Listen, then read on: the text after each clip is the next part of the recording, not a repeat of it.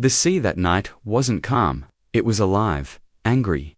Waves rose like walls and crashed down with thunder. The massive Navy ship groaned under the pressure, as if the ocean itself was trying to tear it apart. Inside the dim corridors, alarms howled, men rushed in every direction, boots hammering the steel floor, voices sharp with fear, and there, in the medical bay, stood a woman no one had really noticed before. Her name was Claire Marlowe. She pulled on a pair of surgical gloves, her face calm, her hands steady. A sailor glanced at her and whispered, half doubtful, half cruel, "She's just a nurse." What could she possibly do, but what they didn't know was that before this night was over, Claire would save every single one of them. Claire was 31. European roots, brown hair, always tied back neatly behind her ears. Her naval uniform spotless, collar buttoned to the top. Her build was slender, but strong. She wasn't the kind of woman people stared at. Her beauty was quiet, gentle, the kind that slips past you in the moment, but comes back to haunt you later.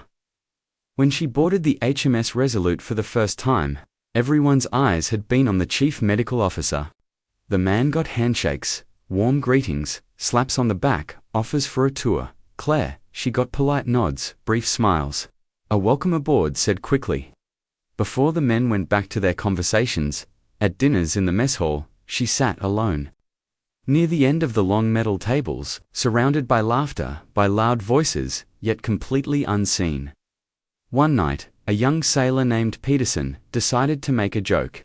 He leaned back in his chair, his voice loud enough for everyone to hear. "When things really get bad, we need real doctors with real training. Not just nurses who hand out band-aids." His friends chuckled, sneaking glances toward Claire, waiting for her to react, but she didn't. She just smiled softly, lifted her spoon, and kept eating in silence. No anger, no defense, no attempt to prove herself, and somehow, that calm silence made her seem even stronger. Because Claire lived by a rule she never said out loud: details keep people alive. It was her unspoken motto. And she proved it in the small moments. Like when young seaman Rodriguez burned his hand fixing a valve deep in the engine room. Most medics would have slapped on burn gel, wrapped it, and sent him back to work. Not Claire.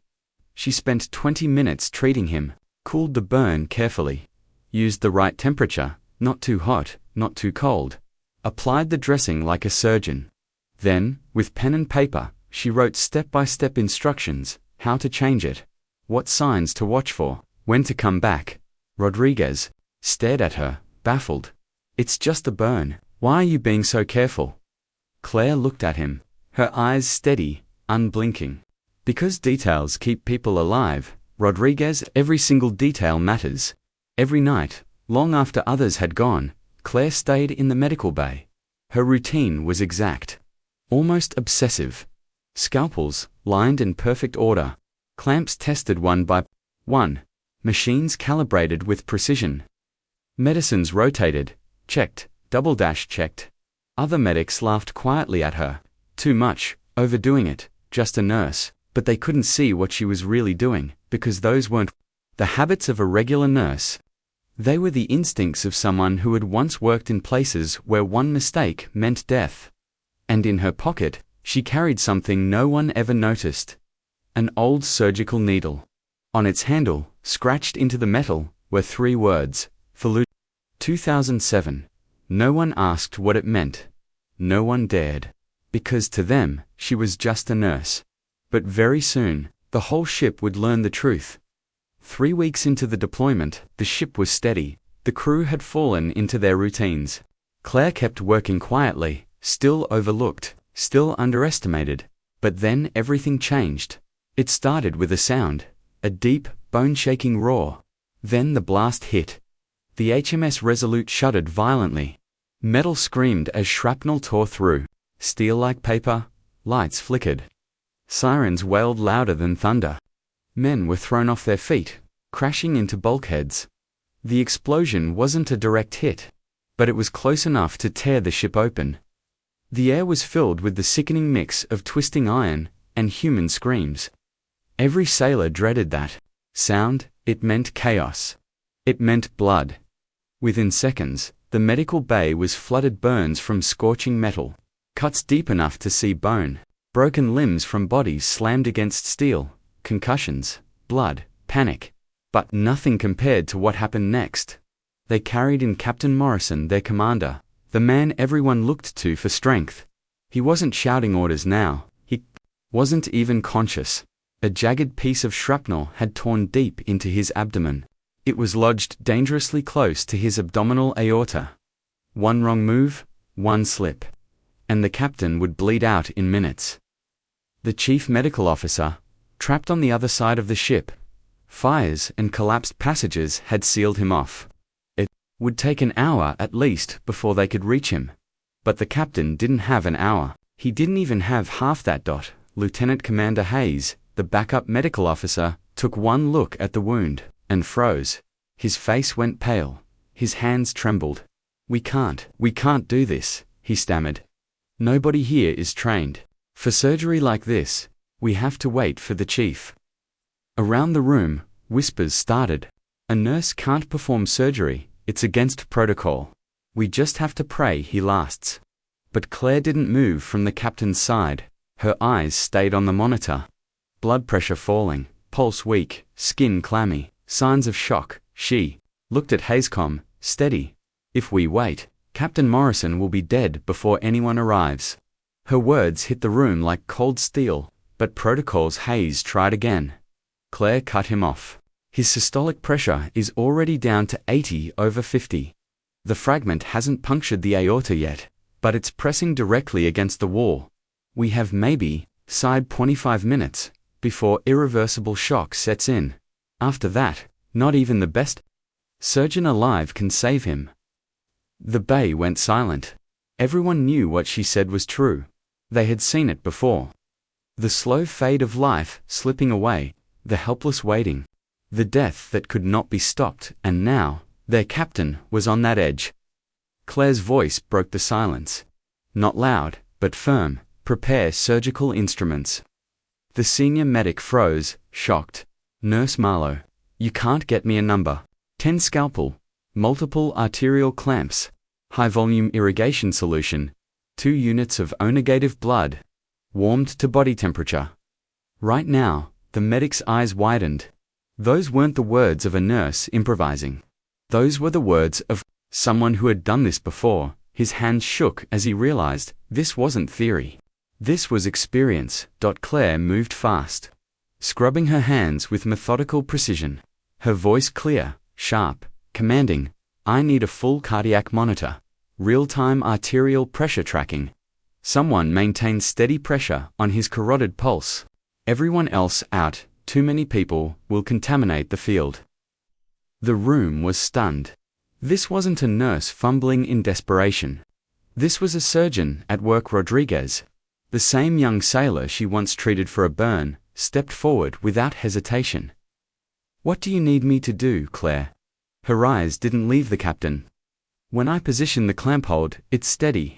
Don't move, not even a millimeter. If it slips, we lose him completely." Rodriguez nodded, hands trembling, but he didn't back down. On Claire's wrist was a simple bracelet. Black paracord, 4 knots tied into it. Each knot represented a surgery she had once performed under fire. Surgeries that had saved lives. Surgeries she never told anyone about, because no one ever asked. She looked around one last time. Her gloves tightened, her eyes calm. Beginning surgical procedure, now. The ship rocked beneath her feet. Alarms screamed overhead. But inside that small, crowded medical bay, time seemed to freeze. Everyone present leaned in, hearts pounding. Because for the next 12 minutes, this just a nurse would attempt the impossible, and none of them would ever forget it. The room smelled of blood and antiseptic. The ship still trembled under the memory of the blast, but inside the medical bay, all eyes were on one woman, Claire Marlowe. She didn't flinch, didn't shake. Her voice was steady, her breathing even. She wasn't acting like just a nurse. She was acting like someone who had been here before. Her first incision was clean, precise, not hesitant, not unsure, but the confident cut of a surgeon who knew exactly what she was doing. The sailors, standing nearby, exchanged glances. This wasn't guesswork. This was skill. The kind of skill they'd only heard about in combat stories. "Clamp the superior mesenteric artery," Claire ordered. Rodriguez, his hands trembling, followed her instructions. "Don't move, not even a millimeter." His heart pounded, sweat dripped down his temple, but Claire's calm voice anchored him. Next. She irrigated the wound, flushing out blood to reveal the damage beneath. The old senior medic's eyes widened. That suturing style, those clamp techniques, he had only seen them once before, on the battlefield. "That's combat surgery," he whispered. "Advanced battlefield surgery." But Claire didn't respond. She was in the zone, that razor-sharp focus, where nothing exists, except the patient under her hands. The fragment of metal glinted under the surgical lights. It was jagged, sharp, pressed against the captain's aorta. One slip, and his life would end instantly. Claire's hands didn't tremble. She worked with mechanical precision, years of muscle memory guiding her every move. "Fragment is clear," she said, her voice calm, almost unnaturally steady. The sailors held their breath. Rodriguez's grip tightened on the clamp. And then, in one smooth, perfect motion, Claire removed the shard. No rupture, no catastrophic bleeding. A collective gasp filled the room, but she wasn't done. For the next 8 minutes, Claire meticulously checked for hidden tears. Every vessel, every tissue, she tied sutures with flawless accuracy, her hands moving like a machine, her focus unbroken, even as the ship rocked. The silence was heavy. The only sounds were monitors beeping and Claire's calm instructions. "Lieutenant." Commander Hayes finally found his voice. "Where did you learn this?" he whispered. For a brief second, Claire paused. Her eyes darkened with memory. Then she said 3 words. "Fallujah." 2007, the room froze. Every medic, every sailor, knew that name. Fallujah wasn't just a battlefield, it was hell on earth.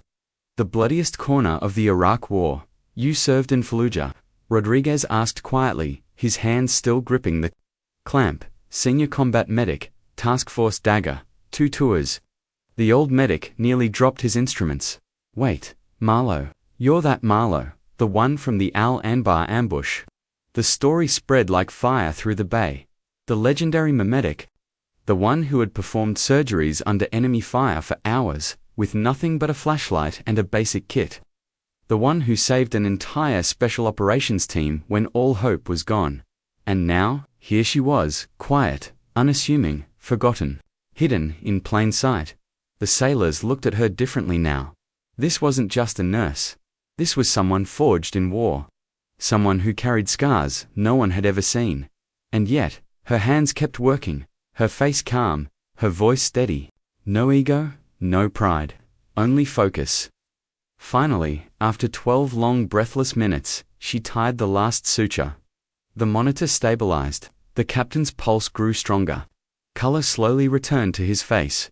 It was over. He was alive.